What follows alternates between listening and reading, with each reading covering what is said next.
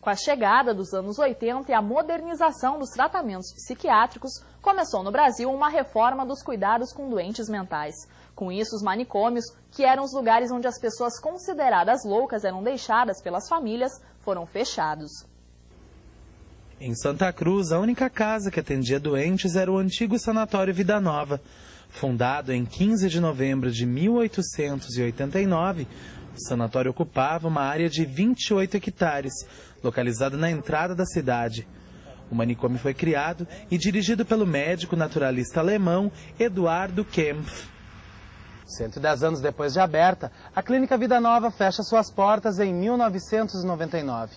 Durante todo esse período, mais de 22 mil pessoas foram atendidas. Algumas precisavam ficar internadas durante vários anos. Com a reforma psiquiátrica e a necessidade de acabar com as longas internações e os altos custos de manutenção da clínica, a opção foi fechar. Hoje, o lugar, que é rodeado de paisagens naturais, abriga uma pousada. Mas a questão da reforma psiquiátrica ainda divide opiniões. Para os médicos, alguns casos não dispensam internação. Os hospitais psiquiátricos, isso de dizer assim que não devam mais existir, isso não é assim. A gente, em Santa Cruz, na região, a gente se ressente, tem falta de um hospital. Que tem pessoas que precisam de uma internação, de um tratamento mais presente, que o médico veja todos os dias, e isso faz falta. Isso é uma utopia, eu acho que é falta de senso isso dizer que o hospital psiquiátrico não precisa. Isso precisa sim. Já para a psicóloga e professora do Departamento de Psicologia da Unisc, o doente mental deve ser inserido na comunidade. Eu vejo essa questão desse fechamento em função de uma conjuntura nacional, né?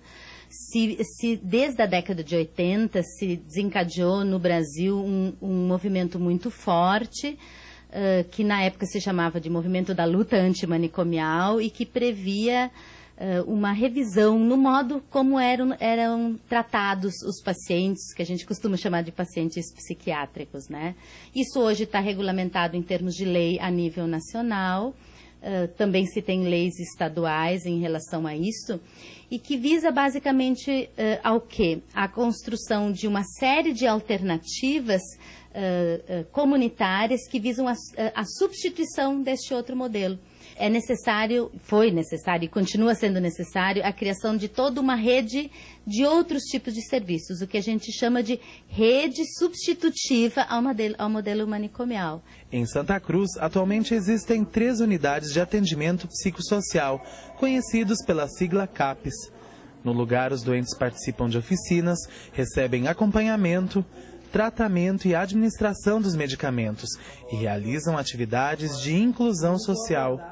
Normalmente, os pacientes chegam encaminhados pela rede básica, PSF, postos de saúde, às vezes plantão de urgência, porque hoje o que se espera é que a rede básica dê conta de alguns casos e que encaminhe para o CAPS só os casos mais complexos. Então, geralmente, o paciente já passou por um atendimento prévio e está chegando para a gente.